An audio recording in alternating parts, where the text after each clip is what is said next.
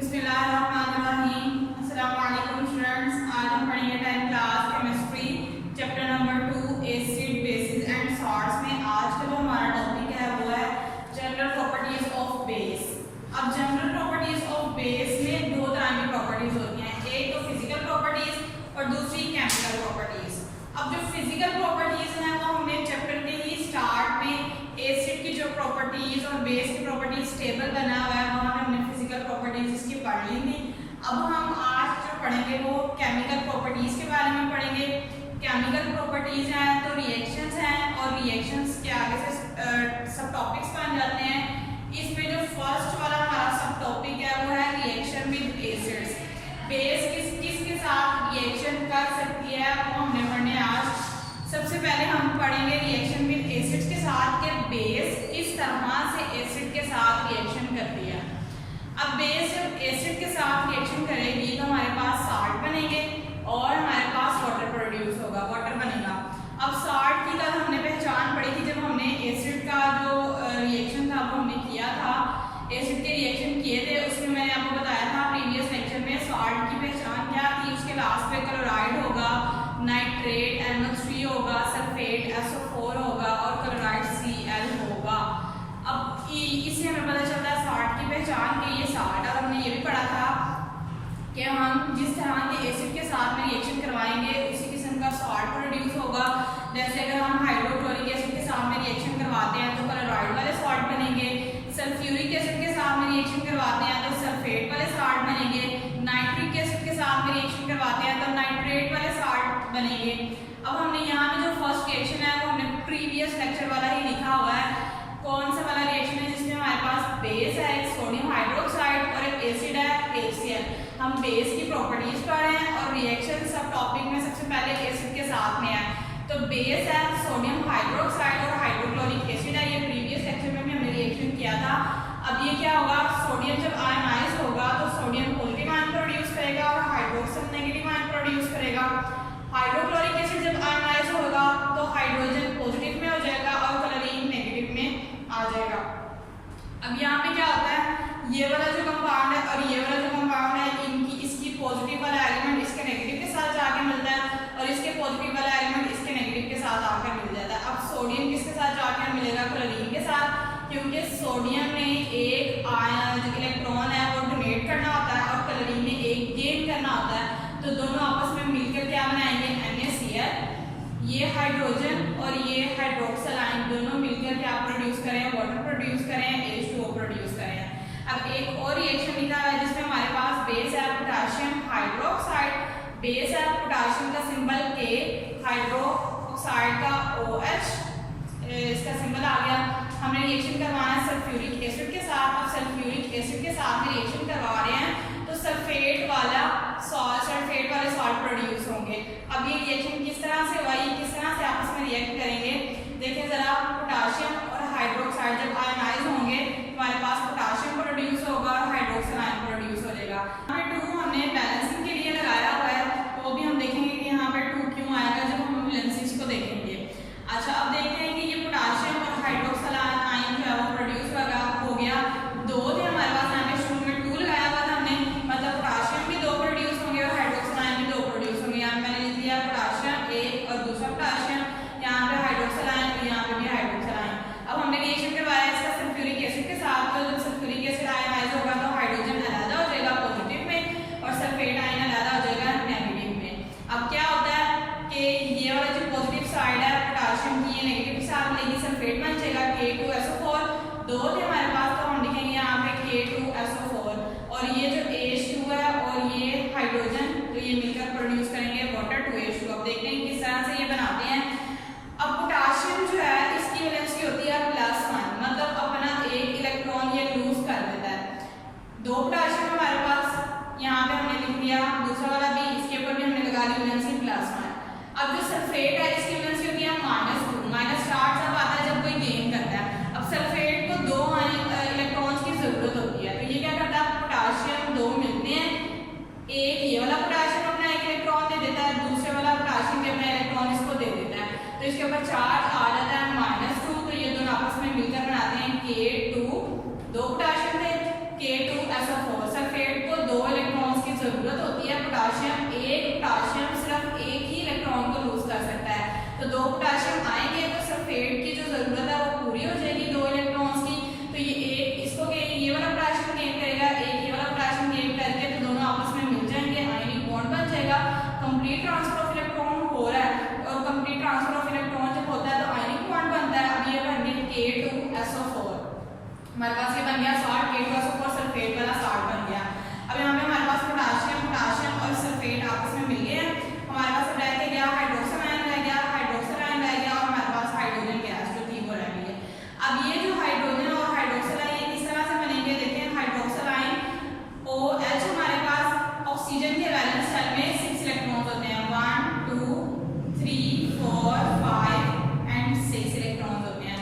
ये वाले हाइड्रोजन के पास 1 इलेक्ट्रॉन होता है, 1 इलेक्ट्रॉन इसके साथ शेयर किया हुआ है, जबकि ऑक्सीजन को एक और इलेक्ट्रॉन की जरूरत है। तो फिर ये वाले हाइड्रोजन क्या करेगा, यहाँ से एक हाइड्रोजन आएगा, इसके साथ मिलेगा, अपना एक इलेक्ट्रॉन देके इसका ऑक्टेट कंप्लीट हो जाएगा, हाइड्रोजन का डुप्लेट कंप्लीट हो जाएगा, दोनों आपस में शेयरिंग कर लेंगे और हमारे पास बन जाएगा H2O।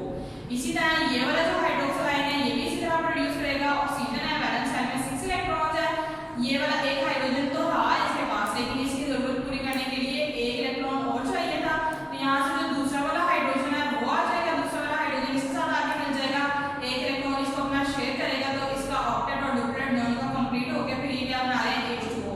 अब हमारे पास कितने मॉलिक्यूल बन गए वाटर के, 1 and 2, हमारे पास वाटर प्रोड्यूस हो जाएगा 2H2O। अब हमने बात करनी है कि यहाँ पे हमने 2 क्यों लगाया है, उसको हम देखते हैं। अब हम 2 की बात करते हैं, देखें जरा, ये बना हमारे पास पोटाशियम सल्फेट, पोटाशियम के ऊपर चार्ज होता है +1, इसकी वैलेंसी +1, सल्फेट की वैलेंसी -2, क्रॉस एक्सचेंज करेंगे तो इसकी वैलेंसी पोटाशियम के नीचे आ जाएगी, पोटाशियम की वैलेंसी सल्फेट के नीचे चली जाएगी। अब 1 हम नहीं लिखते, तो यहाँ पे क्या आएगा K2SO4, तो इसकी वैलेंसी को पूरा करने के लिए हमने यहाँ पे शुरू में 2 लगाया था, क्योंकि हमने अभी देखा था यहाँ पे कि सल्फेट को 2 इलेक्ट्रॉन्स की जरूरत होती है, तो 2 पोटाशियम मिलेंगे तो इसकी जरूरत को पूरा करेंगे। अब हमने जो है वो रिएक्शन चार्जेस के हवाले से भी देख लिया और वैलेंसी के हवाले से भी देख लिया और इसके मैकेनिज्म को भी समझ लिया कि किस तरह से 2 एलिमेंट आपस में मिलते हैं। तो ये हमारा था रिएक्शन विद एसिड, बेस का रिएक्शन हमने करवाया एसिड के साथ, पोटाशियम हाइड्रोक्साइड बेस थी, सल्फ्यूरिक एसिड हमारे पास एसिड था। अब ये जब सल्फ्यूरिक एसिड आपस में मिलेंगे तो हमारे पास पोटाशियम सल्फेट साल्ट प्रोड्यूस हुआ और साथ में वाटर प्रोड्यूस हुआ। हमने पढ़ा था कि जब रिएक्शन करेंगे बेस एसिड के साथ तो साल्ट प्रोड्यूस होगा और वाटर प्रोड्यूस होगा। लास्ट का देखिए K2SO4, तो SO4 आ रहा है, तो ये सॉल्ट की पहचान है, ये सॉल्ट है, पोटाशियम सल्फेट और हमारे पास वाटर प्रोड्यूस हो गया। अब नेक्स्ट हमारा जो है रिएक्शन विद अमोनियम सॉल्ट्स। अब रिएक्शन है अमोनियम सॉल्ट्स के साथ। अमोनियम का फॉर्मूला होता है NH4, सॉल्ट की पहचान है क्लोराइड, सल्फेट एंड नाइट्रेट। अब हम इस अमोनियम का रिएक्शन पहले क्लोराइड के साथ, फिर सल्फेट के साथ और फिर नाइट्रेट के साथ करेंगे। अब अमोनियम सॉल्ट्स में किस तरह से क्या, जब बेस रिएक्शन करती हैं अमोनियम सॉल्ट्स के साथ तो क्या प्रोड्यूस होता है, एक तो अमोनिया गैस प्रोड्यूस होती है, सॉल्ट एंड वाटर प्रोड्यूस होता है। अब सॉल्ट तो हमें पता चल जाएगा कि जिस तरह से जो रिएक्ट करेगा तो किस तरह सॉल्ट की पहचान हमारे पास क्या है, लास्ट में क्लोराइड होगा, सल्फेट होगा और नाइट्रेट होगा। और अमोनियम का हमें फॉर्मूला भी पता चल गया NH4।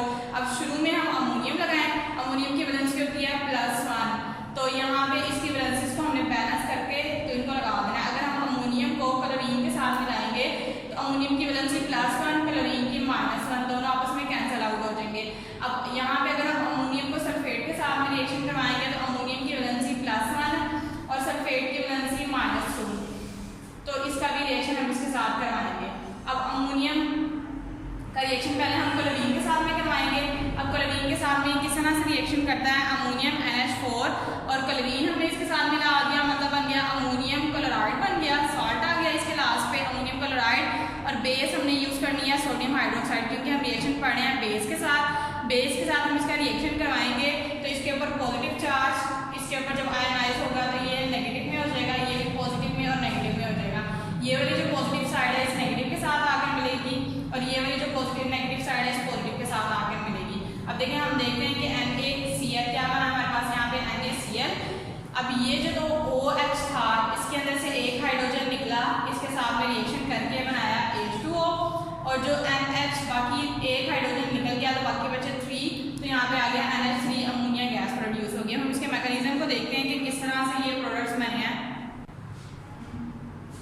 अब देखते हैं जब ये आयनाइज होगा तो हमारे पास अमोनियम बना और क्लोरीन में आयनाइज हो गया, सोडियम हाइड्रोक्साइड सोडियम में और हाइड्रोक्साइड में आयनाइज हो गया। अब ये जो Na था NaCl ये तो सिंपली बन गए Na के ऊपर पॉजिटिव चार्ज मतलब सोडियम के ऊपर +1 चार्ज होता है, ये अपना एक इलेक्ट्रॉन लूज करता है, क्लोरीन को एक की जरूरत होती है, तो ये दोनों आपस में एक इलेक्ट्रॉन की शेयरिंग करके दोनों की वैलेंसी देखें -1 +1 कैंसिल आउट हो जाती है, तो हमारे पास प्रोडक्ट बन जाता है NaCl मतलब देखें साल्ट प्रोड्यूस हो गया। अभी बाकी जो हमारे पास NH4 और हाइड्रोक्सिल आयन, अमोनियम आयन और हाइड्रोक्सिल आयन था, ये किस तरह से आपस में रिएक्शन करेंगे।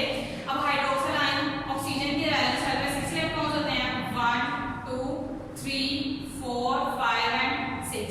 एक हाइड्रोजन इसके साथ में है, हाइड्रोजन एक इलेक्ट्रॉन इसका शेयर किया, लेकिन देखिए इसके पास में कितने हो जाते हैं 1 2 3 4 5 6 एंड 7। इसको एक इलेक्ट्रॉन की और जरूरत होती है, तो फिर ये अमोनियम जो है इससे क्या होता है एक हाइड्रोजन निकलता है और इसके ऑक्सीजन के साथ आकर रिएक्ट कर देता है।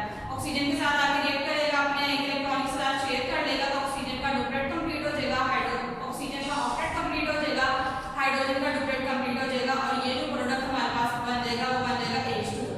अब यहाँ से एक हाइड्रोजन निकल गया तो यहाँ पे बाकी क्या बचे NH3, तो हमारे पास अमोनिया गैस प्रोड्यूस होगी और ये H2O तो हमारे पास वाटर भी प्रोड्यूस हो गया। ये था रिएक्शन विद अमोनियम सॉल्ट्स। अब हम रिएक्शन करेंगे सल्फेट के साथ। अब नेक्स्ट हमें रिएक्शन करवाना है अमोनियम का सल्फेट के साथ। अमोनियम की वैलेंसी होती है +1 और सल्फेट की वैलेंसी होती है -2। अब हमारे पास है अमोनियम सल्फेट और साथ में बेस है हमारे पास सोडियम हाइड्रोक्साइड। अब यहाँ पे हमने 2 और यहाँ पे 2 बैलेंसिंग के लिए क्यों लगाया हुआ है, यहाँ पे हमने इसकी वैलेंसी को कंप्लीट किया हुआ है। किस तरह से वैलेंसी को कंप्लीट किया हुआ है देखें जरा, अमोनियम है और सल्फेट है, यहाँ पे हमारे पास 2 अमोनियम है और एक हमारे पास सल्फेट है। अमोनियम की वैलेंसी होती है +1 और सल्फेट की वैलेंसी होती है -2।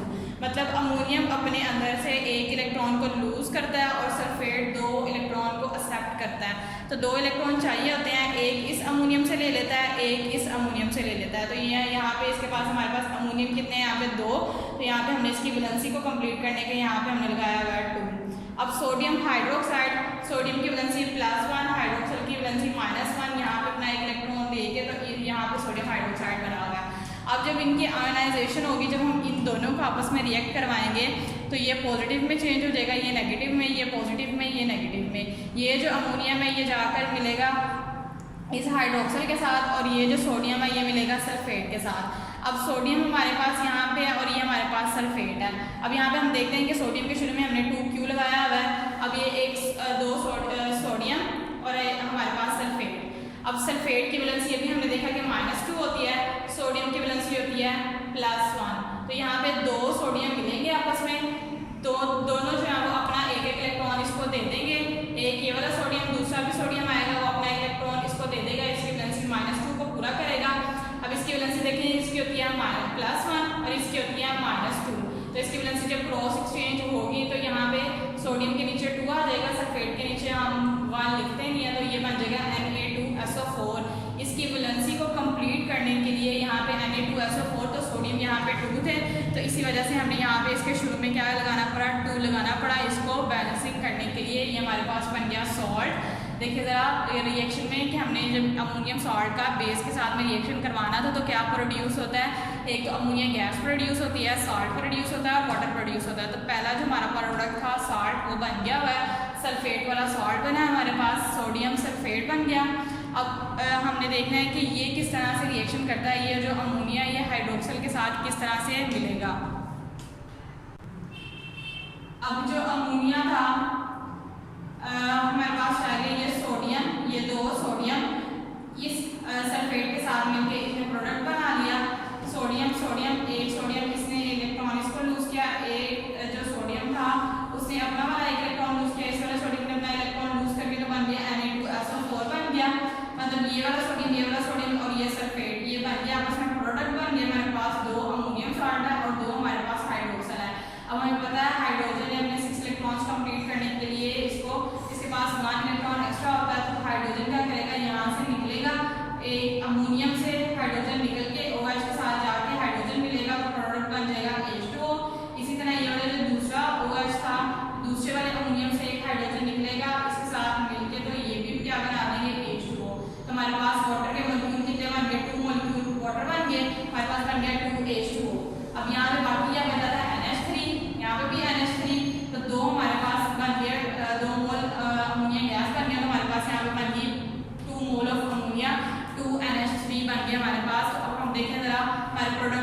हो गया, हमारे पास अमोनिया गैस भी बन गई, सॉल्ट बन गया और वाटर भी हमारे पास 2 मोल ऑफ वाटर भी प्रोड्यूस हो गया। अब हम इक्वेशन को बैलेंस कर लेते हैं।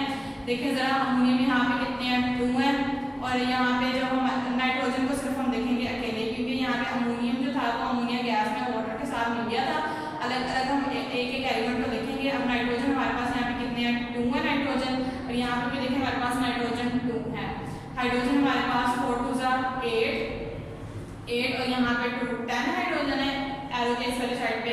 अब वहाँ पे देखते हैं हम हाइड्रोजन कितने हैं हमारे पास, 3 2 6 और 2 2 4, 3 2 6 2 2 4 4 और 6 हमारे पास 10 हाइड्रोजन कंप्लीट हो गया।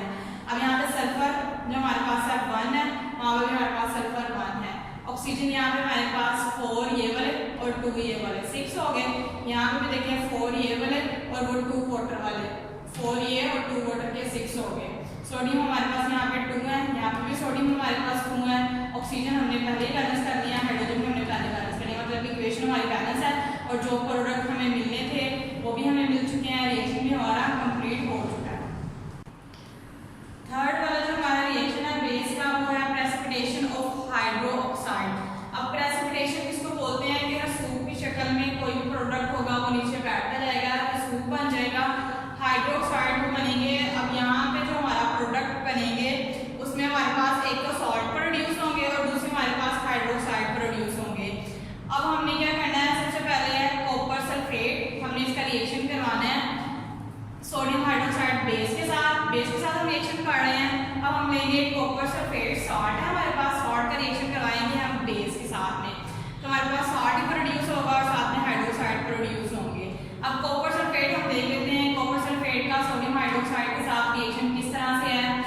कॉपर के ऊपर जब आयनाइज होगा तो इसके ऊपर पॉजिटिव चार्ज, सल्फेट के ऊपर नेगेटिव चार्ज, सोडियम के ऊपर पॉजिटिव चार्ज और हाइड्रोक्साइड के ऊपर नेगेटिव चार्ज।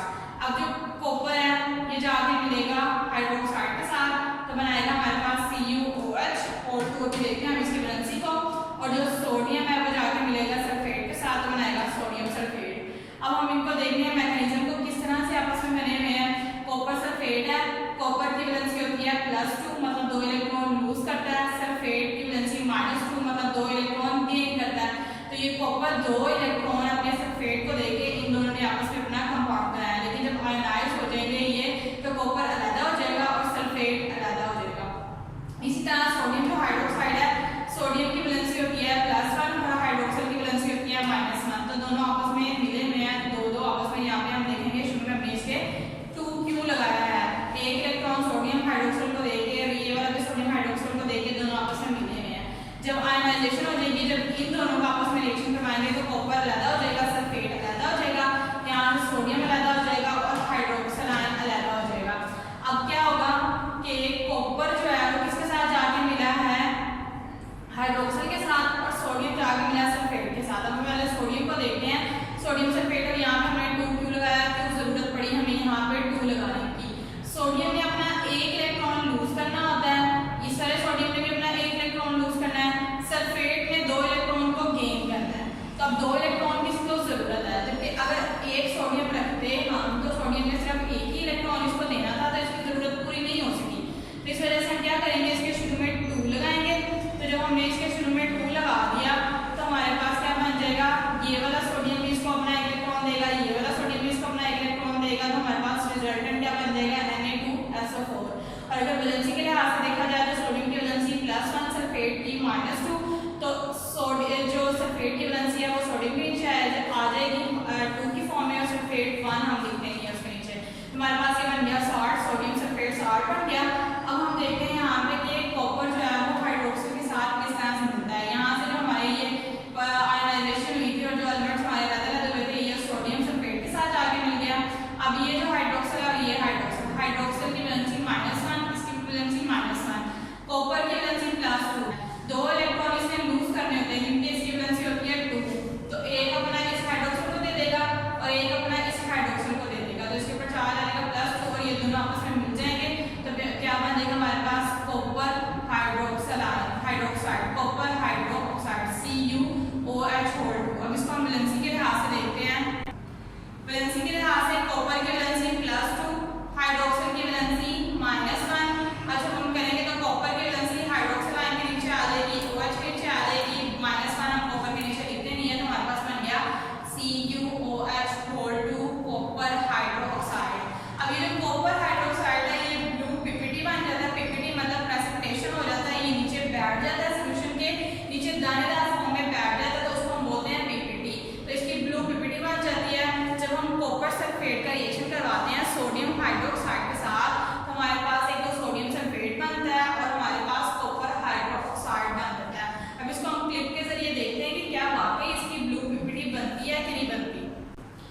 जी स्टूडेंट्स, आपको एक टेस्ट ट्यूब नजर आ रही होगी। टेस्ट ट्यूब है, इसके अंदर जो सोल्यूशन है वो सोडियम हाइड्रोक्साइड व्हाइट कलर में होता है। हमने इसके अंदर ऐड कर दिया सोडियम हाइड्रोक्साइड NaOH की फॉर्म में। अब क्या होगा कि जब हम इसके अंदर अपना जो सोल्यूशन है वो डालेंगे, कॉपर सल्फेट ब्लू कलर का होता है ये, जब देखें ड्रॉप बाय ड्रॉप डाला जा रहा है, लेकिन जो नीचे जाके वो रसूख की शक्ल में बन गया है, पीपीटी की फॉर्म में देखें बैठता जा रहा है, तो नीचे रसूख बना है, इसको हम बोलते हैं पीपीटी के नीचे बैठता जा रहा है। अब वो देखिए नीचे ये गाढ़ी शक्ल में नहीं है, जब हम डाल रहे हैं तो वो लिक्विड फॉर्म में है, ड्रॉप बाय ड्रॉप नीचे जा रहा है, गाढ़ी शक्ल में नहीं है, लेकिन जब उसके साथ जाके हमें मिल जाएगा फिर इसकी फॉर्म जो है वो कंसंट्रेटेड फॉर्म बन जाएगी और ये हमारे पास ब्लू कलर की पीपीटी बन जाएगी कॉपर हाइड्रोक्साइड की। तो ये हमारा रिएक्शन था कॉपर सल्फेट का सोडियम हाइड्रोक्साइड के साथ, और इसके साथ ब्लू कलर की पीपीटी बनती है। नेक्स्ट हमारा जो रिएक्शन है, हमने सॉल्ट यूज किया है क्लोराइड, जिंक क्लोराइड है, सोडियम हाइड्रोक्साइड है। अब हमने रिएक्शन देखना है ये किस तरह से आपस में मिले हैं। जिंक के ऊपर पॉजिटिव चार्ज, क्लोरीन के ऊपर नेगेटिव चार्ज, सोडियम के ऊपर पॉजिटिव चार्ज, हाइड्रोक्साइड के ऊपर नेगेटिव चार्ज। तो जिंक जाकर मिलेगा हाइड्रोक्साइड के साथ बनाएगा ZnOH और Na जाकर मिलेगा Cl के साथ तो बनाएगा NaCl। अब ये रिएक्शन किस तरह से हुआ है, मैकेनिज्म इसका हम देखते हैं। जिंक क्लोराइड है, ये किस तरह से बना हुआ है, जिंक की वैलेंस होती है +2, क्लोरीन की -1। अब जिंक ने अपने 2 इलेक्ट्रॉन लूज करने होते हैं, तो यहाँ पे इसकी वजह से हमने क्लोरीन के नीचे 2 लगाया है, क्योंकि जिंक की वैलेंस 2 है तो क्लोरीन के नीचे चले जाएगी। जिंक अपना एक इलेक्ट्रॉन इस क्लोरीन को दे देगा, अपना दूसरा इलेक्ट्रॉन दूसरे वाले क्लोरीन को देंगे, तो ये ZnCl2 बना हुआ है।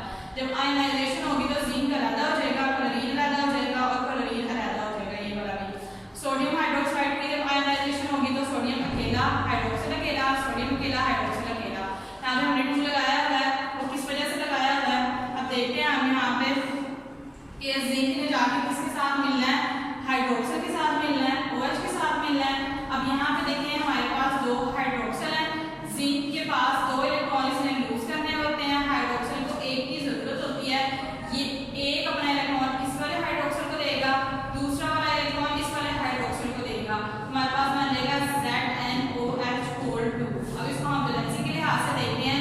जिंक की वैलेंसी +2, हाइड्रोक्साइड की वैलेंसी -1, तो यहाँ पे इसकी वैलेंसी क्रॉस एक्सचेंज जब होगी इसकी इसके नीचे आ जाएगी, इसकी इसके नीचे आ जाएगी।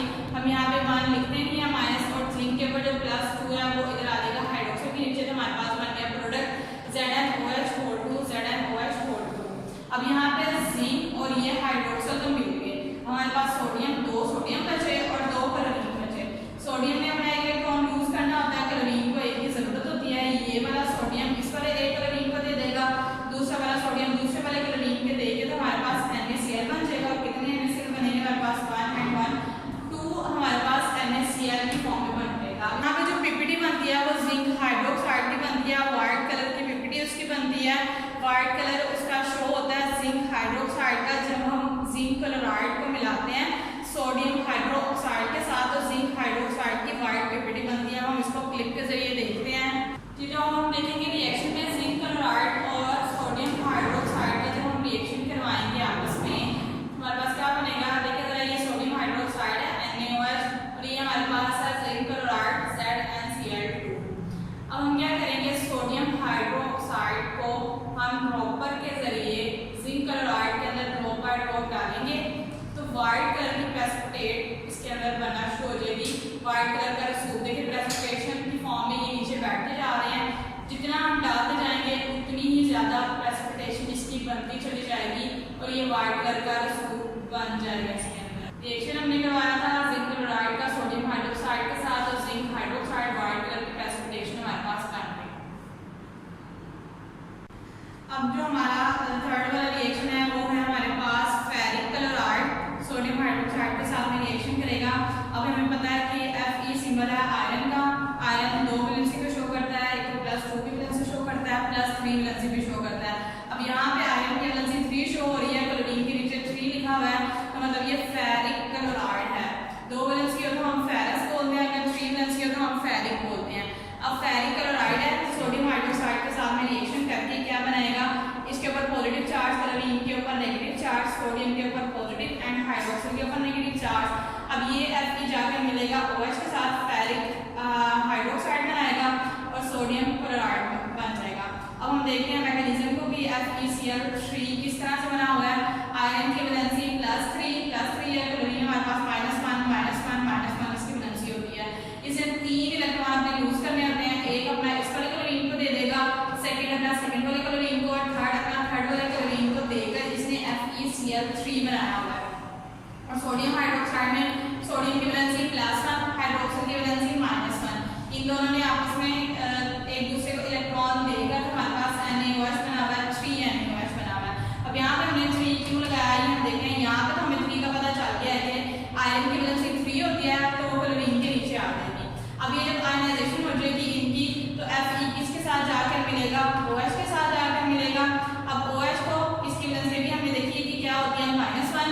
अब ये जो आयरन है अपने 3 इलेक्ट्रॉन हाइड्रोक्साइड आयन को दे देगा, एक अपना इलेक्ट्रॉन इसको दे देगा, सेकंड वाला सेकंड वाले को, थर्ड वाला थर्ड वाले को देकर क्या बनाएगा, FeOH3। अगर इसकी वैलेंसी के लिहाज से देखा जाए तो आयरन की वैलेंसी +3, हाइड्रोक्साइड की वैलेंसी -1, तो इसकी वैलेंसी क्रॉस एक्सचेंज होकर OH के नीचे आ जाएगी, FeOH3 हो जाएगा। 1 हम नहीं लिखते तो हमारे पास जो FeOH फेरिक हाइड्रोक्साइड बनाई ये ब्राउन पिपिटी इसकी बनती है, ब्राउन कलर में ये होता है। अब हम देखते हैं सोडियम क्लोराइड, यहाँ पे देखिए सोडियम कितने हैं, 3 है, और क्लोरीन हमारे पास यहाँ पे कितने हैं, 3 है। इसको बैलेंस करने के लिए हमने यहाँ पे शुरू में 3 लगाया है क्योंकि आयरन ने आपको 3 हाइड्रोक्साइड चाहिए थे अपने इलेक्ट्रॉन देने के लिए, तो हमने इसके शुरू में इस वजह से 3 लगाया कि हाइड्रोक्साइड जो है वो 3 ही हो जाए, देखिए 1 2 3 हो गए हैं। लेकिन अब साथ ही साथ सोडियम भी 3 हो गया है, क्लोरीन भी 3 है, दोनों की वैलेंसी +1 -1 होती है, सोडियम की वैलेंसी +1 और क्लोरीन की वैलेंसी -1, तो ये दोनों आपस में मिलके NaCl बना लेंगे और ये जो 3 है ये हम इसके स्टार्ट में लगा देंगे। अब इक्वेशन को हम बैलेंस करते हैं। आयरन हमारे पास यहाँ पे 1 है, यहाँ पे भी आयरन 1 है, क्लोरीन यहाँ पे हमारे पास 3 है, वहाँ पे भी हमारे पास 3 क्लोरीन है, सोडियम यहाँ पे हमारे पास 3 है, वहाँ पे भी सोडियम हमारे पास 3 है। 3 शुरू में लगा मतलब सोडियम भी 3 है और क्लोरीन भी 3 है। और जो ऑक्सीजन है हमारे पास यहाँ पे वो भी 3 है, यहाँ पे ऑक्सीजन होल नीचे लिखा हुआ है वो भी 3 है, हाइड्रोजन हमारे पास 3 है, यहाँ पे भी हाइड्रोजन हमारे पास 3 है। हमारे पास ये इक्वेशन भी बैलेंस है और हमारे पास जो पीपीटी बनती है वो ब्राउन कलर की बनती है। अब हम उसको एक क्लिक के जरिए देखते हैं कि क्लिक में क्या देखा जाता है। देखते हैं हम कि हमारे पास एक टेस्ट ट्यूब है, उसके अंदर हमने डाला सोडियम हाइड्रोक्साइड व्हाइट कलर का, फिर हम उसके अंदर ऐड करेंगे फेरिक क्लोराइड FeCl3 जो कि ब्राउन कलर में होता है, लिक्विड फॉर्म में होता है, लेकिन जब ये उसके साथ जाकर मिलेगा तो ये पीपीटी की फॉर्म में रसूख बन जाएगा, इसका दानेदार सा रसूख बन जाएगा और जो हमारा सोल्यूशन है उसका कलर भी ब्राउन होता जाएगा। देखिए आपको नजर आ रहा होगा कि ब्राउन कलर की पीपीटी बन गई है, ये ऐसा ऐसा नीचे जो है वो सेटल डाउन होती जाएगी, नीचे बैठती जाएगी और ये जो प्रेसिपिटेशन होती है वो नीचे बैठ जाती है प्रेसिपिटेट की शक्ल में। तो ये हमारे पास रिएक्शन था। नेक्स्ट हमारे पास है PbNO3, Pb सिंबल होता है लेड का। अब हम रिएक्शन करवाएंगे नाइट्रेट सॉल्ट के साथ। अब हमने जितने भी पहले रिएक्शन करवाए थे वो तो यहाँ तो हमने सल्फेट के साथ करवाए थे, यहाँ तो क्लोराइड के साथ करवाए थे। अब हम करवाएंगे नाइट्रेट के साथ। नाइट्रेट की वैलेंसी होती है -1 और लेड की वैलेंसी होती है +2। अब देखिए इस तरह से बने हुए आपस में, लेड की वैलेंसी +2, नाइट्रेट -1। लेड ने अपने 2 इलेक्ट्रॉन को लूज करना होता है, एक इलेक्ट्रॉन अपना इस वाले नाइट्रेट को दे देगा और एक इलेक्ट्रॉन अपना इस वाले नाइट्रेट को देंगे, तो यहाँ पे इसकी वैलेंसी +2 थी जो कि नाइट्रेट के नीचे आई हुई है क्रॉस एक्सचेंज के जरिए। अब ये सोडियम हाइड्रोक्साइड है, ये भी हमें पता है कि सोडियम की वैलेंसी +1 होती है, हाइड्रोक्साइड की वैलेंसी -1 होती है, ये दोनों आपस में कंबाइन हुए हुए हैं। यहाँ पे 2 हमने क्यों लगाया वो हम देखते हैं अभी। अब जब आयनाइजेशन होगी इन दोनों की तो लेड अपना आयनाइज हो जाएगा, नाइट्रेट अपने आयन में आयनाइज हो जाएगा, सोडियम भी आयनाइज हो जाएगा और हाइड्रोक्साइड आयन की आयनाइजेशन हो जाएगी। अब ये जो लेड है ये किसके साथ जाकर मिलेगा, ये वाली पॉजिटिव साइड इस वाली नेगेटिव के साथ जाकर मिलेगी OH के साथ। अब ये लेड हाइड्रोक्साइड के साथ जाकर मिलेगा, हाइड्रोक्साइड की वैलेंसी भी -1 ही होती है। लेड ने जाकर एक इलेक्ट्रॉन अपना इस वाले हाइड्रोक्साइड को दे देना है, एक इलेक्ट्रॉन अपना। अब जो लेड है इसकी वैलेंसी होती है +2, इसने अपना एक इलेक्ट्रॉन इस वाले हाइड्रोक्साइड को और दूसरा इलेक्ट्रॉन अपना इस वाले हाइड्रोक्साइड को देके, तो हमारे पास इसकी वैलेंसी देखिए +2, इसकी वैलेंसी होती है -1। तो अब इसकी वैलेंसी जो है वो हाइड्रोक्साइड के नीचे चले जाएगी, तो हमारे पास बन जाएगा लेड हाइड्रोक्साइड PbOH2। अब इसकी जो प्रेसिपिटेशन है वो व्हाइट कलर की इसकी प्रेसिपिटेशन होती है, व्हाइट कलर की फॉर्म में ये बनता है। अब ये जो सोडियम है इसके साथ जाकर मिलेगा नाइट्रेट के साथ। यहाँ पे सोडियम कितने हैं 2 है। अब यहाँ पे हमने शुरू में 2 क्यों लगाया था, हाइड्रोक्सिल को 2 करने के लिए, क्योंकि लेड ने हमें 2 इलेक्ट्रॉन देने थे तो यहाँ पे 2 हाइड्रोक्सिल होने चाहिए थे। तो अब यहाँ पे सोडियम भी 2 हो गए हैं और नाइट्रेट भी हमारे पास यहाँ पे 2 ही है। सोडियम की वैलेंसी +1, नाइट्रेट की वैलेंसी -1, दोनों आपस में कंबाइन हो जाएंगे, 1 1 कैंसिल आउट हो जाएगा, हमारे पास बनेगा सोडियम नाइट्रेट। अब यहाँ पे सोडियम भी 2 है, नाइट्रेट भी 2 है। अब दोनों की वैलेंसी है तो हम उसके नीचे नहीं लिख सकते क्योंकि दोनों की वैलेंसी तो 1 1 ही है। हम क्या करेंगे, इसके शुरू में 2 लिख देंगे तो सोडियम भी 2 हो गए और नाइट्रेट भी 2 हो गए। हम इक्वेशन को बैलेंस करते हैं। लेड हमारे पास यहाँ पे 1 है, यहाँ पे भी 1 है। नाइट्रोजन जो है हमारे पास यहाँ पे 2 है, वहाँ पे हमारे पास जो नाइट्रोजन है ये भी 2 है हमारे पास। ऑक्सीजन 3 2 6, 6 और 2 8। यहाँ पे ऑक्सीजन देखें, यहाँ पे 2 और 3 2 6, 6 और 2 हमारे पास 8 ऑक्सीजन हो गए। सोडियम यहाँ पे हमारे पास 2 है, यहाँ पे भी हमारे पास 2 है। ऑक्सीजन हमने बैलेंस कर लिया है। हाइड्रोजन हमारे पास यहाँ पे 2 है और यहाँ पे हाइड्रोजन हमारे पास 2 है। अब इसकी वाइट पिपड़ी बनी है, इसको हम क्लिप के जरिए देखते हैं कि किस तरह से वाइट पिपड़ी बनती है, तो हम इनका रिएक्शन करवाते हैं। अब जैसे कि आपको नजर आ रहा होगा सोडियम हाइड्रोक्साइड है हमारे पास और लेड नाइट्रेट है। अब हम क्या करेंगे, एक टेस्ट ट्यूब लेंगे। टेस्ट ट्यूब के अंदर हम डालेंगे सोडियम हाइड्रोक्साइड। हम सोडियम हाइड्रोक्साइड ड्रॉपर के जरिए ऐड करते जाएंगे।